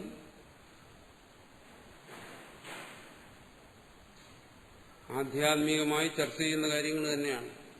പക്ഷെ അവിടെ ചെറിയ വ്യത്യാസമേ ഉള്ളൂ. എന്താണ് പറയുന്നത്? വിഭൂതിം പ്രസവം ത്വന്യേ മന്യന്തേ സൃഷ്ടിചിന്തകാ സ്വപ്നമായാ സ്വരൂപേതി സൃഷ്ടിരന്യേർവികൽപിതാഃ വിഭൂതിർവിസ്താര ഈശ്വരസ്യ സൃഷ്ടിരിതി സൃഷ്ടിചിന്തകാഃ മന്യന്തേ നതു പരമാർത്ഥചിന്തകാനാം സൃഷ്ടൗ ആദര ഇത്യർത്ഥഃ. പ്രസവം എന്ന് വെച്ചാൽ സൃഷ്ടി വിഭൂതിയാണെന്ന് ചിലർ പറയുന്നു. നമ്മൾ ഗീതയിൽ വിഭൂതി വിസ്തരം എല്ലാം ചർച്ച ചെയ്തിട്ടുണ്ട്. ആ രീതിയിലല്ല ഇവിടെ പറയുന്നു. സൃഷ്ടിചിന്തകാഹ, അതിവിടെ സൃഷ്ടിചിന്തകന്മാരെന്ന് പറയുന്നത് സൃഷ്ടിക്ക് പ്രാധാന്യം കൊടുത്ത് ചിന്തിക്കുന്നവരെ കുറിച്ചാണ് ഇവിടെ പ്രധാനമായും പറയുന്നത്. ഈശ്വരനെ കുറിച്ച് ചിന്തിക്കുന്നവർ തന്നെ രണ്ടു തരത്തിലുണ്ട്. ഒന്ന് ഈശ്വരന് പ്രാധാന്യം കൊടുത്ത് ചിന്തിക്കുന്നു, മറ്റൊന്ന് സൃഷ്ടിക്ക് പ്രാധാന്യം കൊടുത്ത് ചിന്തിക്കുന്നു. അപ്പൊ സൃഷ്ടിക്ക് പ്രാധാന്യം കൊടുത്താണ് ചിന്തിക്കുന്നതെങ്കിൽ സൃഷ്ടിയെ സംബന്ധിച്ച് നിങ്ങൾ എന്തെല്ലാം സിദ്ധാന്തങ്ങൾ ആവിഷ്കരിച്ചാലും അതൊന്നും ആത്യന്തികമായി ശരിയല്ല എന്നാണ് ഇവിടെ പറയുന്നത്. കാരണം എന്തുകൊണ്ട്? സൃഷ്ടിയും സ്രഷ്ടാവും എന്ന് പറയുന്ന നമുക്കനുഭവപ്പെടുന്ന ഈ രണ്ടെണ്ണത്തിൽ പ്രാധാന്യം സൃഷ്ടിക്കല്ല, സ്രഷ്ടാവിനാണ്. അതിന്റെ സൃഷ്ടിചിന്തകന്മാരെന്ന് പറയുമ്പോൾ സൃഷ്ടിക്ക് പ്രാധാന്യം കൊടുത്ത് ചിന്തിക്കുന്നവരെന്നുള്ള അർത്ഥത്തിലാണ്. അപ്പൊ അവരുടെ കാഴ്ചപ്പാട് ഏതായാലും ശരി, അത് പൂർണ്ണമാകാൻ വഴിയിൽ എന്തുകൊണ്ട് അവര് സ്രഷ്ടാവിന് പ്രാധാന്യം കൊടുക്കുന്നില്ല? അതാണ് അദ്വൈതയുടെ നിലപാടെന്താണ്? സൃഷ്ടിയെക്കുറിച്ച് ചിന്തിക്കാം, പക്ഷെ അത് സ്രഷ്ടാവിനെ അറിയാൻ വേണ്ടി മാത്രമായിരിക്കും. സൃഷ്ടിയുടെ വൈചിത്ര്യത്തെ അറിയാൻ വേണ്ടി ആയിരിക്കരുത്. സൃഷ്ടിയുടെ വൈചിത്ര്യം എന്ന് പറഞ്ഞാൽ സൃഷ്ടി എങ്ങനെ ഉണ്ടായി, ഇതെങ്ങനെ നിലനിൽക്കുന്നു, ഇതിലെന്തൊക്കെ പരിണാമങ്ങൾ സംഭവിക്കാം, ഇതെങ്ങനെ അവസാനിക്കുന്നു, ഇത്തരം കാര്യങ്ങളെക്കുറിച്ചുള്ള അറിവിന് വേണ്ടി ആയിരിക്കരുത് സൃഷ്ടിയെക്കുറിച്ച് ചിന്തിക്കുന്നത്. മറിച്ച് ഇതിനൊരടയാളമായിട്ടെടുക്കുക. എന്ന് പറഞ്ഞു, എന്താണ്? ബ്രഹ്മം വ്യവഹാര്യമാണ്, അതിനൊരു അടയാളം, ഒരു ലിംഗം ആവശ്യമാണ്. എന്തിന്? ഈ സൃഷ്ടി സൃഷ്ടാവിനെ അറിയുന്നതിനുള്ള ഒരു അടയാളമായി മാത്രമേ ഇതിനെ സ്വീകരിക്കൂ. അതിന് സഹായിക്കുന്ന അത്രയും മാത്രം സൃഷ്ടിയെക്കുറിച്ച് ചിന്തിച്ചാൽ മതി എന്നുള്ളതാണ്. കാരണം ഇവിടെ മുഖ്യം സൃഷ്ടാവാണ്. അങ്ങനെ അല്ലാതെ ചിന്തിക്കുന്ന ഒരു പറയണം എന്താണ്? ഇതൊരു വിഭൂതിയാണ്, ഈശ്വരന്റെ തന്നെ വിഭൂതിർ വിസ്താര, ഈശ്വരന്റെ ഒരു വിസ്താരമാണിത് എന്ന് ചിലർ പറയുന്നു. ഈശ്വരൻ വിസ്തരിച്ചിരിക്കുകയാണ്, വലുതാക്കിയിരിക്കുന്ന ഒന്നാണ്. വിസ്തരിക്കുക എന്ന് വെച്ചാൽ വലുതാക്കുക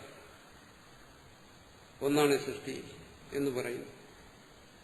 അങ്ങനെ പറഞ്ഞു കഴിഞ്ഞാൽ ശരിയായ തത്വബോധം ഉണ്ടാവണമെന്നില്ല. കാരണം സൃഷ്ടികർത്താവായി ഈശ്വരനെ അംഗീകരിക്കുന്ന പലരും, ദാർശനികന്മാർ പോലും ഈ സൃഷ്ടിയും സൃഷ്ടാവുമായിട്ടുള്ള ബന്ധത്തെ ശരിക്കും മനസ്സിലാക്കുന്നില്ല. ഗൗതമൻ, കണാദൻ തുടങ്ങിയ ആചാര്യന്മാർ പറയുന്നത് എന്താണ്? സൃഷ്ടി ഇവിടെ കാണുന്നുണ്ടെങ്കിൽ എന്തായാലും ഒരു സൃഷ്ടാവ് ഉണ്ടായേ തീരും. അങ്ങനെ ഒരു സൃഷ്ടാവുണ്ട്. പക്ഷേ ആ സൃഷ്ടാവിൽ നിന്ന് വേറെയാണ് സൃഷ്ടി. വിസ്തൃതമായ ഈ പ്രപഞ്ചത്തെ ആ സൃഷ്ടാവ് സൃഷ്ടിച്ചിരിക്കുകയാണ്. സൃഷ്ടാവ് വേറെയാണെന്ന് പറയുന്നു. അതാണ് വിസ്തരിച്ചു എന്ന് പറഞ്ഞിരിക്കുന്നത്. ഇത് ശരിയായ കാഴ്ചപ്പാടല്ല. ഇവിടെ പറയുന്ന കാഴ്ചപ്പാട് എന്താണ്?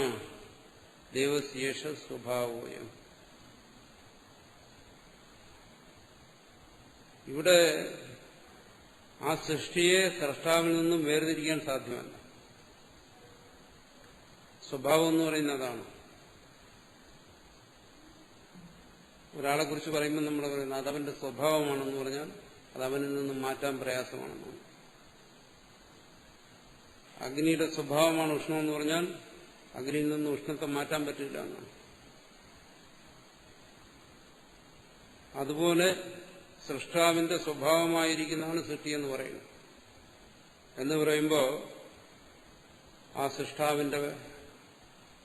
സൃഷ്ടാവ് വലുതാക്കിയ ഒന്നാണ് സൃഷ്ടി എന്നുള്ളത് സ്വീകരിക്കാൻ ഒക്കത്തില്ല. എന്തുകൊണ്ട് അവരങ്ങനെ ചിന്തിക്കുന്നു? അവർ സൃഷ്ടിക്ക് പ്രാധാന്യം കൊടുത്ത് ചിന്തിക്കുന്നു, സൃഷ്ടാവിനല്ല.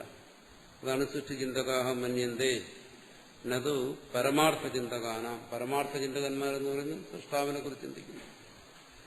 സൃഷ്ടിയല്ല പരമാർത്ഥം, സൃഷ്ടാവാണ്. അല്ലെങ്കിൽ സൃഷ്ടിയുടെ പരമാർത്ഥം എന്താണെന്ന് ചിന്തിക്കുന്നവർ, പരമാർത്ഥ തത്വത്തെ ചിന്തിക്കുന്നവർ, അവർക്ക് സൃഷ്ടവും ആദര, സൃഷ്ടിയുടെ അവർക്ക് ശ്രദ്ധയില്ല. സൃഷ്ടിയുടെ വൈവിധ്യത്തിൽ അവർക്ക് ശ്രദ്ധയില്ല. അതാണ് സൃഷ്ടവും ആദര, സൃഷ്ടിയുടെ അവർക്ക് ആദരവില്ല, ശ്രദ്ധയില്ല. എന്നുവെച്ചാൽ സൃഷ്ടിക്ക് അവർ പ്രാധാന്യം കൽപ്പിക്കുന്നില്ല. എന്തുകൊണ്ട്? ഇന്ദ്രോ മായാഭി പുരുരൂപ ഈയത്തെ ഇത് ശ്രുതേഹി. അത് ശ്രുതി വ്യക്തമായി പറയുന്നു. എന്താണ് ഇന്ദ്രൻ എന്നുവെച്ചാൽ പരമാത്മാവ്. പുരാണത്തിലെ ഇന്ദ്രനല്ല, ആ പരമാത്മാവ് മായാഭി, തന്റെ മായകളെ കൊണ്ട്, തന്റെ ശക്തികളെ കൊണ്ട്, ഉപാധികളെ കൊണ്ട് പുരുരൂപ, ബഹുരൂപത്തിൽ, നാനാരൂപത്തിൽ ഈയതേ പ്രതീയതേ നമുക്ക് അനുഭവപ്പെടുന്നു എന്നാണ് ശ്രുതി പറയുന്നത്. ആ സൃഷ്ടാവ് തന്റെ ശക്തി വിശേഷങ്ങൾ കൊണ്ട് അവൻ തന്നെ പലതായി അനുഭവപ്പെടുന്നതാണ് സൃഷ്ടി. അല്ലാതെ ഗൗതമനും കണാദനും മറ്റും പറയുന്നത് പോലെ അവനിൽ നിന്നും വേറിട്ട് അവൻ വലുതാക്കി കാണിക്കുന്നതല്ല ഇത്. അവൻ തന്നെ പലതായി തീരുന്നതാണ്. ഇതാണ് ശ്രുതി, ഇതാണ് മുഖ്യം. അതുകൊണ്ടാണ് അവസാനം പറയുന്നത് എന്താണ്? ദേവസ്യേഷ സ്വഭാവ. ഈ കാണുന്നതെല്ലാം എന്താണ്? അവന്റെ സ്വഭാവമാണ്. എന്ന് പറഞ്ഞാൽ എന്താണ്? അവൻ തന്നെ പലതായിരിക്കുന്നതാണ്. അപ്പൊ അവിടെ സൃഷ്ടിയെയും സൃഷ്ടാവിനെയും ആത്യന്തികമായി വേർതിരിക്കാൻ സാധ്യമല്ല. ഇവിടെ ശ്രുതി വ്യക്തമായി പറയില്ല എന്താണ്? പുരുരൂപം എന്ന് വെച്ചാൽ ബഹുരൂപം. ആ സൃഷ്ടാവ് തന്നെ പല രൂപത്തിൽ ഈയതേ പ്രതീയതേ എന്നാണ് അനുഭവപ്പെടുന്നു. ആർക്ക്? ജീവന്മാർക്ക് അനുഭവപ്പെടുന്ന ഈ പ്രപഞ്ചം എന്ന് പറയുന്നത് ആ സൃഷ്ടാവിന്റെ തന്നെ ബഹുരൂപമെന്നാണ്. അപ്പൊ സൃഷ്ടിയെന്നും സൃഷ്ടാവെന്നും ഇങ്ങനെ വേർതിരിക്കാൻ പറ്റും? അങ്ങനെ വേർതിരിച്ചു കഴിഞ്ഞാൽ സൃഷ്ടിയെ സംബന്ധിച്ചുള്ള ആ കാഴ്ചപ്പാട് ശരിയല്ല. വിഭൂതി എന്ന് സൃഷ്ടിയെ വിളിക്കുന്നവർ ഉദ്ദേശിക്കുന്ന അതാണെന്നാണ് ഭാഷ്യകാരൻ വ്യാഖ്യാനിച്ചിരിക്കുന്നത്.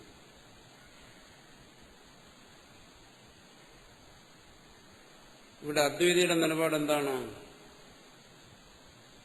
സൃഷ്ടി മായാമയമാണ്, ഇന്ദ്രജാലമാണ് എന്ന് തന്നെയാണ്. അത് വിശദീകരിക്കുന്നു. എന്ന് പറയുമ്പോൾ മായ, ഇന്ദ്രജാലം എന്നെല്ലാം കേൾക്കുമ്പോൾ നമ്മുടെ മനസ്സിലിരിക്കുന്ന സങ്കല്പങ്ങളിലൂടെ അതിനെ മനസ്സിലാക്കരുത്.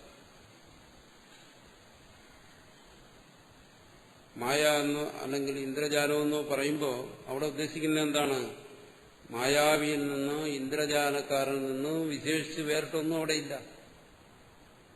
അതിനൊരു ഉദാഹരണം കാണിക്കുകയാണ്. അല്ലെങ്കിൽ മായ എന്നൊക്കെ പറഞ്ഞാൽ നമ്മൾ തെറ്റിദ്ധരിച്ചു. ഇന്ദ്രജാലം എന്ന് പറഞ്ഞാൽ മറ്റെന്തോ ആണെന്ന് ധരിച്ചു. മായ എന്ന് പറഞ്ഞാൽ ഇവിടെ ഇന്ദ്രജാലം എന്നാണ് അർത്ഥം.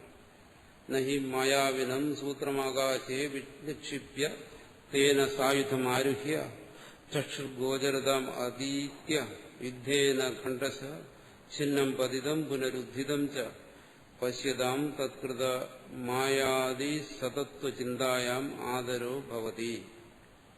ഇത് പഴയകാലത്ത് കാണിച്ചിരുന്ന ഒരു ഇന്ദ്രജാലത്തെക്കുറിച്ച് പറയുകയാണ്. ഇന്നാരെങ്കിലും ഇങ്ങനെ ഇന്ദ്രജാലം കാണിക്കുമെന്നറിയത്തില്ല. ആ ഇന്ദ്രജാലക്കാരൻ എന്താണ് ചെയ്യുന്നത്? അയാളൊരു തുറസായ സ്ഥലത്ത് നിന്നിട്ട് മായാവി എന്ന് പറഞ്ഞ ഇന്ദ്രജാലക്കാരൻ സൂത്രമാകാശം നിക്ഷിപ്പി, അയാളുടെ കയ്യിലൊരു നൂലുണ്ടായിരിക്കും. ആ നൂല് ആകാശത്തിലേക്ക് എറിഞ്ഞു കഴിഞ്ഞാൽ ആ നൂലെന്ത് ചെയ്യും? ആകാശത്തിൽ വടി പോലെ നിൽക്കും എന്ന് നമ്മൾ കാണുന്നു. ഇന്ദ്രജാലം കാണാൻ പോയിരിക്കുന്നവരത് കാണുകയാണ്. തേന സായുധം ആരുഹ്യ, പെട്ടെന്നവിടെ ഇന്ദ്രജാലക്കാരൻ അപ്രത്യക്ഷനാവും. പിന്നെ നമ്മൾ എന്താണ് കാണുന്നത്? ആ ഇന്ദ്രജാലക്കാരൻ ഒരു യോദ്ധാവിനെ പോലെ വാളും എല്ലാം ധരിച്ചുകൊണ്ട്, ആയുധങ്ങളെല്ലാം ധരിച്ചുകൊണ്ട് ഈ നൂലിലൂടെ മേലോട്ട് കയറി പോകുന്നതാണ്. അതാണ് അടുത്ത് കാണുന്നത്. ചക്ഷുർഗോചരതാം അതീത്യ, പിന്നെ അയാളെ പ്രത്യക്ഷമാവും. ആ നൂലിന്റെ തലപ്പിൽ ചെല്ലുമ്പോൾ അയാളെ പ്രത്യക്ഷമാവും. അതിന്റെ അങ്ങേയറ്റം ചെല്ലുന്നു. ആ നൂല് ആകാശത്തിലേക്ക് ഉയർന്നു നിൽക്കുകയാണ്. കാഴ്ചക്കാരെല്ലാം ഇത് അത്ഭുതത്തോടെ നോക്കി നിൽക്കുകയാണ്. മായാവി പിന്നെ കാണുന്നത് ഒരു യോദ്ധാവായിട്ടാണ് ഈ നൂലിൽ കൂടി കയറിപ്പോകുന്നതാണ്. ഇതെങ്ങനെ സംഭവിക്കുമെന്ന് അതിശയിച്ച് നിൽക്കുമ്പോൾ തന്നെ അയാൾ ആ നൂലിന്റെ അങ്ങേയറ്റം പോയി അപ്രത്യക്ഷമാകും. പിന്നെ എന്താണ്? മേളിൽ ആകാശത്ത് വലിയ യുദ്ധത്തിന്റെ കോലാഹലങ്ങളാണ് കേൾക്കുന്നത്. ഒന്നും കാണാൻ പറ്റത്തില്ല. വാളുകൊണ്ട് വെട്ടുന്നതും അഭ്യാസങ്ങളും. യുദ്ധേന ഖണ്ഡശഃ ഛിന്നം പതിതം. പിന്നെ മായാവി ഇന്ദ്രജാലക്കാരൻ നിന്നിടത്ത് എന്താണ് കാണുന്നത്? ശവശരീരങ്ങൾ മുറിഞ്ഞു മുറിഞ്ഞ് താഴെ വീഴുന്നതാണ്. രക്തവും മാംസവും അസ്ഥിയും തലച്ചോറും എല്ലാം ഖണ്ഡശഃ ഛിന്നം പതിതം, കൈയും കാലും എല്ലാം മുറിഞ്ഞ് താഴെ വീഴുന്നതാണ് കാണുന്നത്.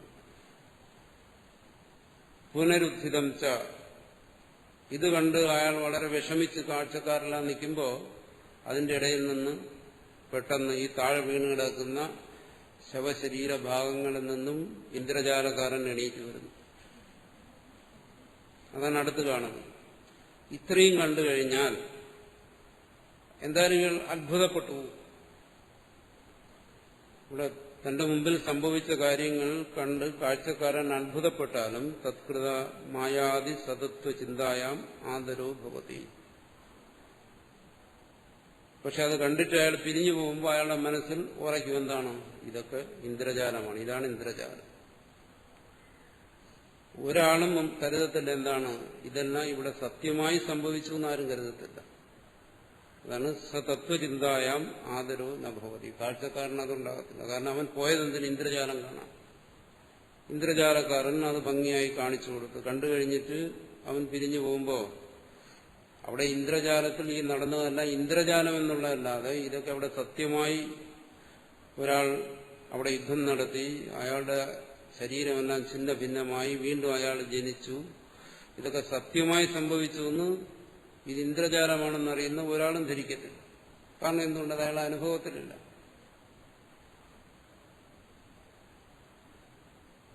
തഥായവ അയം മായാവിനഃ. അതുപോലെ ഇവിടെയും ഒരു മായാവിയുണ്ട്. ആ മായാവിയാണ് തുര്യൻ എന്ന് വിളിക്കുന്നത് എന്നാണ് ഇവിടെ പറയുന്നത്. ആ മായാവി സൂത്രപ്രസാരണ സമഹ സുഷുപ്ത സ്വപ്നാദി വികാസ. ഇവിടെ എന്താണ്? ഇന്ദ്രജാലക്കാരൻ തുടങ്ങിയതെങ്ങനെ? തന്റെ കയ്യിലിരുന്ന് ഒരു നൂല് ആകാശത്തിലേക്ക് നീട്ടിയെറിഞ്ഞു. അതിന് സമമാണ് ഇവിടെ സംഭവിക്കുന്നത്. എന്താണ്? സൂത്രപ്രസാരണ സമ സുഷുപ്ത സ്വപ്നാദി വികാസ. സുഷുപ്തി, സ്വപ്നം തുടങ്ങിയ ഈ വികാസം, തുര്യനിൽ നിന്ന് വരുന്ന വികാസം എന്നാണ് പറയുന്നത് ഇവിടെ. തുര്യന്റെ ഒരു വികാസമാണ്. ഏകനായിരിക്കുന്ന, അദ്വൈനായിരിക്കുന്ന ആ തുരീയ ചൈതന്യത്തിൽ സംഭവിക്കുന്ന ഒരു വികാസമാണ്. എന്താണ്? സുഷുപ്തി, സ്വപ്നം, ജാഗ്രത എന്ന് പറയുന്ന ഈ അവസ്ഥാന്തരങ്ങൾ. അതാ മായാവി ഇന്ദ്രജാലക്കാരൻ നൂലെറിഞ്ഞതുപോലെയാണ്. തദാരൂഢ മായാവി സമസ്ത തസ്ഥ പ്രാജ്ഞ തൈജസാദി. നമ്മളെന്താണ് കാണുന്നത്? വാസ്തവത്തിൽ ഇന്ദ്രജാലക്കാരൻ അവിടെ ഇരിക്കുകയാണ് ഒരു കസേരയിൽ. പക്ഷെ നമ്മൾ കാണുന്നത് എന്താണ്? അയാൾ ആ നൂലിൽ കൂടി കയറിപ്പോകുന്നതാണ്. ആ നൂലിൽ കൂടി കയറിപ്പോകുന്ന ആ ഇന്ദ്രജാലക്കാരനുണ്ടല്ലോ, വാസ്തവത്തിലുള്ള ഇന്ദ്രജാലക്കാരനല്ല, നമ്മൾ കാണുന്ന ഇന്ദ്രജാലക്കാരൻ. അതിന് സമമാണ് ഇവിടുത്തെ പ്രാജ്ഞനും തൈജസനും വിശ്വനുമല്ല. ഇത്രയേ ഉള്ളൂ എന്നാണ്. അപ്പം ഇന്ദ്രജാലക്കാരൻ ഒഴിഞ്ഞിരിക്കെ തന്നെ കാഴ്ചക്കാരന്റെ മുമ്പിൽ കാണുന്ന എന്താണ്? ആകാശത്തിൽ ഉയർന്നു നിൽക്കുന്ന ഒരു നൂല്. ഒരിക്കലും നമുക്കറിയാം എന്താണ്? ഒരു നൂലിന് വടി പോലെ ആകാശത്ത് നിൽക്കാൻ ഒക്കത്തില്ല.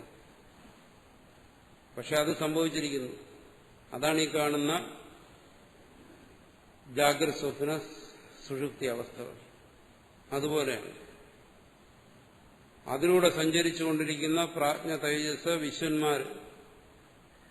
അതിന് സമമാണ് അവിടെ ആ ഇന്ദ്രജാലക്കാരന്റെ പ്രവൃത്തിയും ആ നൂലിലൂടെയുള്ള കയറിപ്പോക്കും.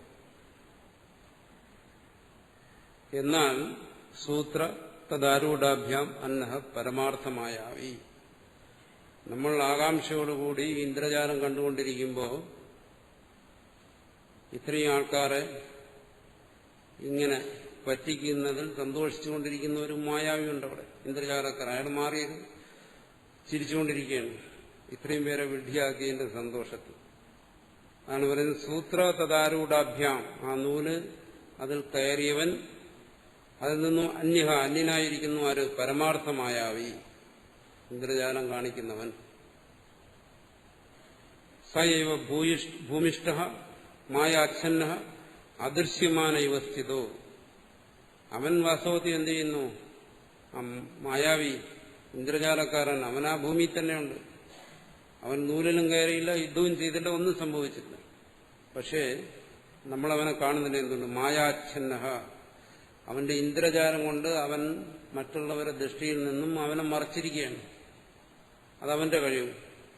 അദൃശ്യമാന, അവൻ കാണാതെ നിൽക്കുന്നു. അവനവിടെ തന്നെയുണ്ട്, പക്ഷെ അവനെ ആരും കാണുന്നില്ല. നൂലിൽ കയറുന്ന മായാവിയെ കാണുന്നുള്ളൂ. യഥാ തഥാ. അത് തന്നെയാണ് ഇവിടെ സംഭവിക്കുന്നത്. തുരീയാഖ്യം പരമാർത്ഥ തത്വം. ഈ തുര്യൻ എന്ന് പറയുന്ന ഈ പരമാർത്ഥ തത്വം അത് മാത്രമേ ഉള്ളൂ വാസ്തവത്തിൽ. ആ പരമാർത്ഥ തത്വം ഈ മായാവിയെ പോലെ മായാച്ഛന്നനായി തന്റെ തന്നെ മായാശക്തി കൊണ്ട് സ്വയം മറച്ച് അദൃശ്യമാനൻ,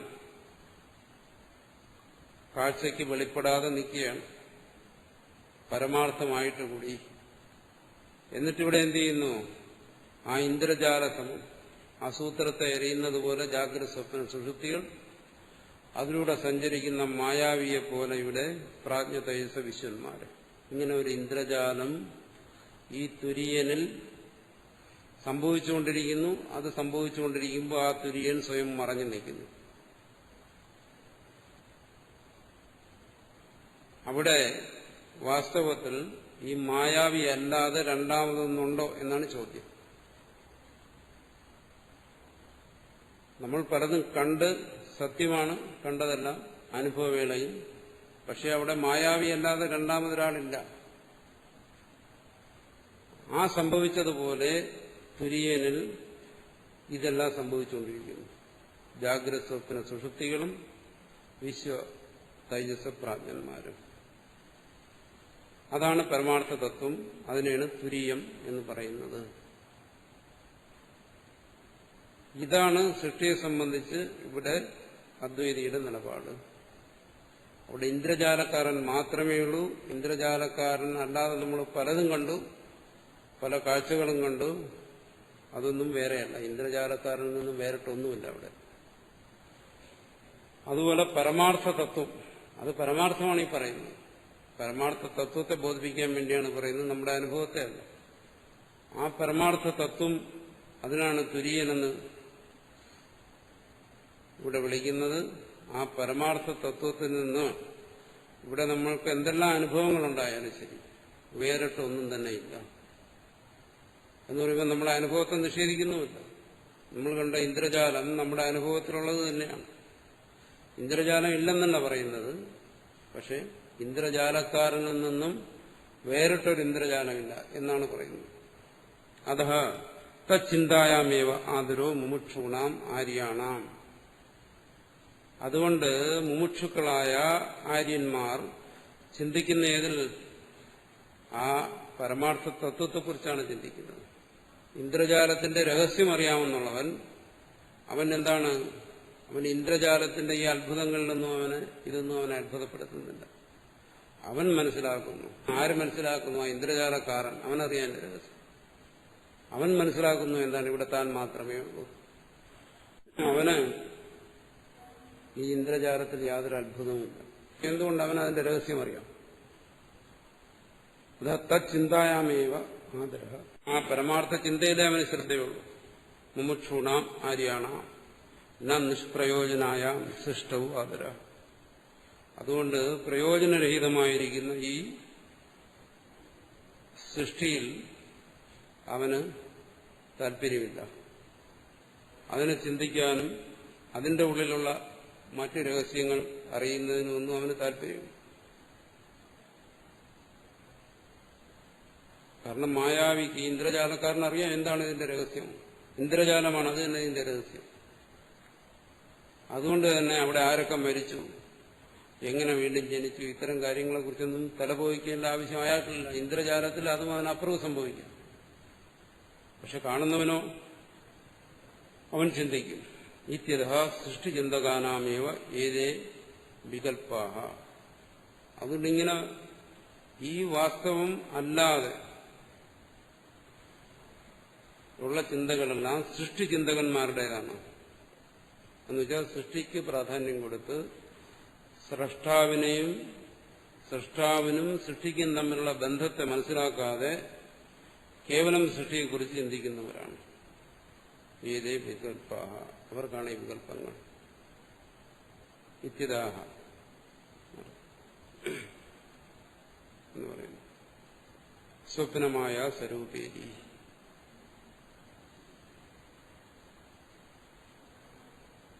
ഇത് സ്വപ്ന മറ്റൊന്നും അടുത്ത പക്ഷം പറയുന്നു.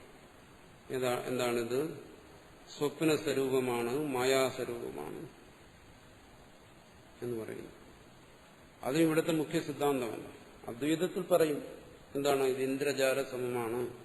മായാസ്വരൂപം എന്ന് വെച്ചാൽ ഇന്ദ്രജാല സ്വരൂപം, മായ എന്ന് വെച്ചാൽ ഇന്ദ്രജാലം, സ്വപ്ന തുല്യമാണെന്നെല്ലാം പറയും.